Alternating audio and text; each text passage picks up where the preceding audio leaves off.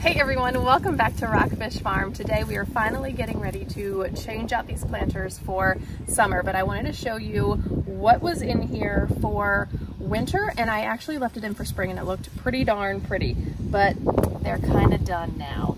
So I've got my husband up here with me. He is going to pull these out and we're going to go plant them because I usually use perennials, mostly perennials, for my winter and my spring pots. So let me tell you what we got. So we've got an ornamental kale that has gone to seed. So obviously that doesn't look too great right now, but everything else looks really good. This we're actually going to reuse in our summer containers, even though it is a perennial. I'm going to put it in the ground probably come fall.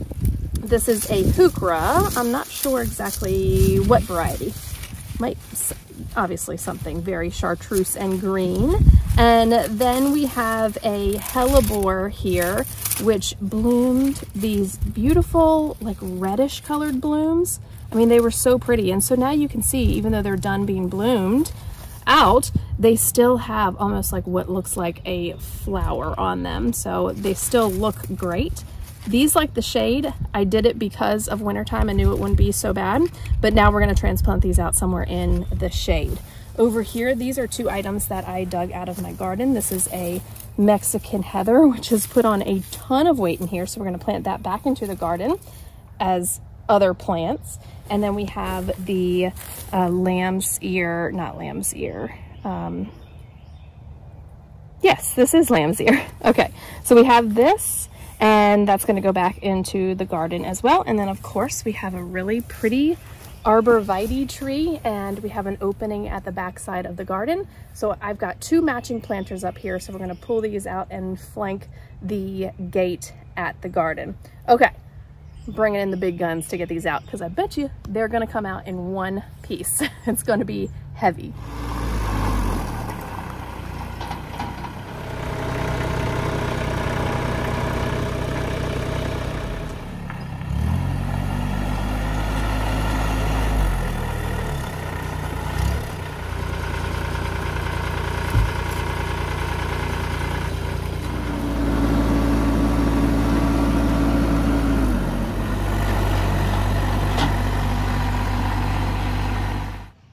Okay, so we're gonna pull these off, get these all split, and then one tree is going there and one tree is going there. Oh, I had forgotten there was a teardrop ivy in here. So that's awesome. I gotta figure out where to put that, but that was in there also.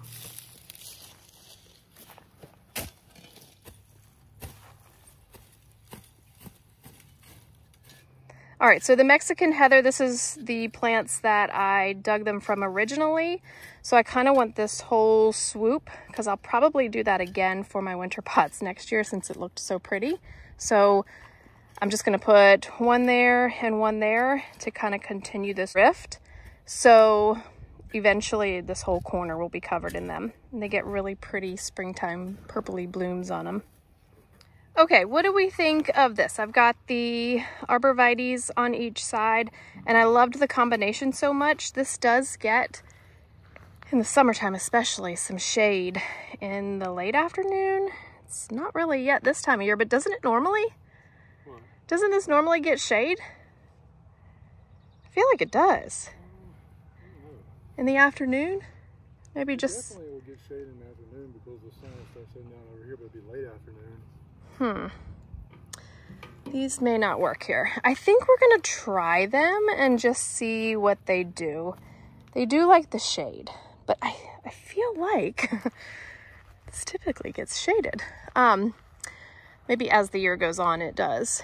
All right, so we're gonna do the lamb's ear on the outsides, the hellebores on the inside, and then the arborvitae tree flanking each side. I think that will be really pretty. While he is getting that planted, I'll walk you through this area because you can see it kind of looks a little bit of a mess right now, but I'll walk you through it and tell you what the vision is for this area. So this is a gate that goes out. We were going to make this out here what I was going to call Christmas Alley. We love to make Christmas wreaths on Thanksgiving Day. And so I was going to put a bunch of stuff for Christmas clippings out there. But we decided to turn it into horse pasture because we were sick of mowing it. So kind of coming up with a new plan here. So the gate will still go out to the pasture if we need to come in. There's another gate on the outside there that we are going to put in so that we can get into this area still. So we'll have this flanking the gate. I still have all of this mulch bed that I can plant. These are the yews that I pulled from my front door pots. They don't get that big, so I put them there as like an evergreen little hedge, a little bit there. That is a pear tree. Let's see if I have a tag on it. I don't. I think it's inside, but there is a pear on there. So pretty. And then these are zebra grasses. And so this area right here was going to be the secret garden area. I think I'm still going to do my arbor, but I think I'm kind of, well, it's still maybe the secret garden area. These bushes right here, they're not doing like the best so far. I don't know, again, if I just had too much water on them last year, but they're supposed to get, I want to say they get 8 to 10 feet. So they get pretty tall. So it will kind of create like the secret garden look over here. But we're going to put that picnic table actually down at the barn. We're going to fix the top because it's broken right now. But I'm going to put my greenhouse back here. I have a very small greenhouse that's going to go in this year. So I think I'm still doing the arbor with the greenhouse back there. I was going to put it over that way, but the other two buildings are over there. So I thought it would just look like too heavily with buildings over there. Okay, so circling back around to this area, we have the whole thing lined in mulch. So my thought is that I'm gonna actually plant that up. So a lot of my cut flowers will go over here. I'm getting ready to put in a ton of seeds. I'm late, so it's okay. Then we've got all of this grass. So my original idea was to keep this tilled, and this was going to be my in-ground section for pumpkins, which that is what I'm doing this year. So we're getting ready to till it.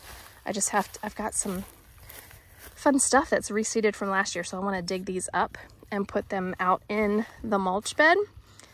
This is another pear tree, and it is loaded in pears, which is really cool. And then I don't have anything planted in here. These are gladiolus. There's nothing planted here. In this one, I did tomatoes last year. These are pumpkins that are reseeding from last year. And then this is a dahlia that I planted. And then another dahlia. These are dahlias from last year. These look like the Cafe au Laits, I believe. And then I have a fall gold raspberry there. I just put that in this spring. And then another dahlia right there. So I think what I might do, I've got a blackberry over on that vine. I don't know if I'm going to leave that or try to dig it up. I might just leave it alone. But my thought is for these nice planters here to do like raspberries and blackberries and things like that, because it'll just contain them a whole lot better. And then they're there. You don't dig them up or anything like that. But then the outside edge will be for my cut flowers. So that is the plan for now. I thought I was gonna do like these raised rows, but I didn't get to it this year. So I don't know what it'll be in the future. For this year, it's getting tilled and we're gonna plant some pumpkins and then we will decide from there. I kind of would love to bring like the niceness over into this area just a little bit. Maybe I plant like something in the center, and I think a water feature would be super pretty in the garden, and it would be so nice to hear from the vegetable garden. So we'll see how it kind of evolves over time, because I do think that water feature would look really pretty set in with pumpkins or vines and things like that. Okay, I put the ivy right there at this arbor. I wanted to do like springtime color on there, but I'm thinking That's going to be really pretty in the winter time. And I've got other places where I can put some spring color. So the plan for in here is to do a boxwood hedge. Hopefully we're going to get to that this fall. Around there and up this side so you can't just walk into it. So I thought that would be the perfect little entrance right there. And then we're going to get a second one of these and put it over here because there's two entrances to this space. So I put the second one right there, and then we'll order that arbor for right here. And then I need to get another juniper to flank the other side. Okay, this looks amazing. I love it. That's gonna be a really pretty little exit. These I'm gonna take back up to the road because those are gonna go in my pots for the summertime. All right, he is fixing up my soil. It's a compressed bale, so we have to pull it out and add water to it, and it kind of sits and expands for a little bit. But I have all of my pretty plants here for the pots up there. Those are self-watering containers. They have a little hole that you can fill a water reservoir. So in the summertime, I can go like July and August, at least 2 weeks without filling them up. But the other cooler months, it takes almost a month for them to empty. So it's really nice. So let me show you what is going in these pots. They are gonna be a little bit more wild than I usually do up there. I usually do like a nice grass in the center and then some petunias around the edge, and it's just very like, I like symmetry. I like it all to match. But this year, I've got some fun things. It's gonna be some fun color, and it just gets like tall and wild, and so we'll see how I like it. Okay, so we have some salvia here. All of this stuff needs to be planted. This gets 24 to 36 inches. It is the Rockin' Fuchsia from Proven Winners, and it just gets these beautiful blooms on them, so you can kind of see the color there a little bit. It's a fuchsia color, and they get just tall and real bushy and pretty. So we've got that, and then we have the Golden Dreams Coleus.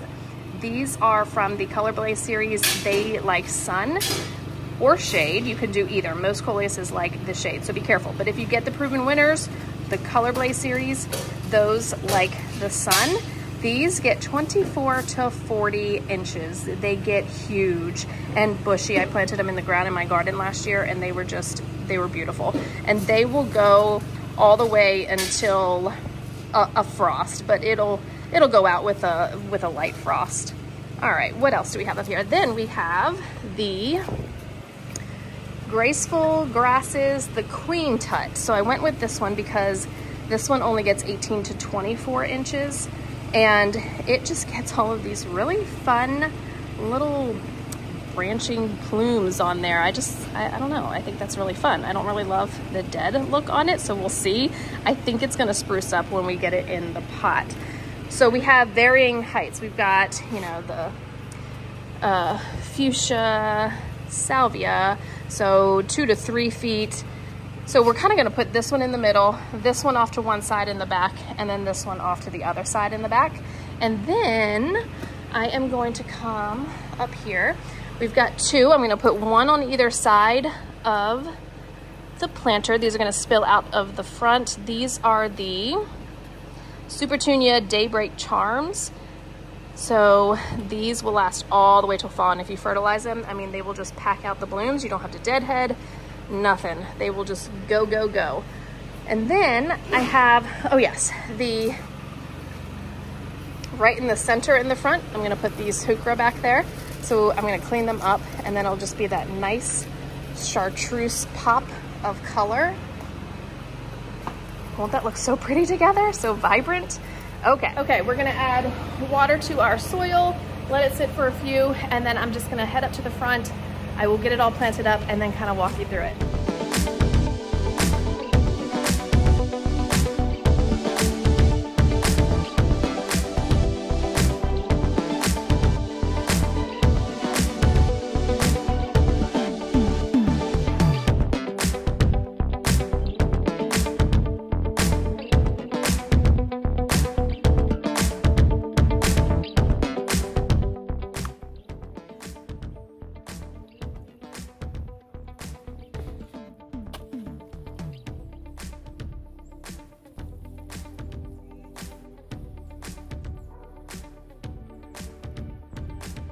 All right, I've got my tags. I'm gonna stick those in the back side so I can remember what they are in case I wanna repeat anything for next year. So let me tell you how I laid it out real quick. I've got my salvia in the center.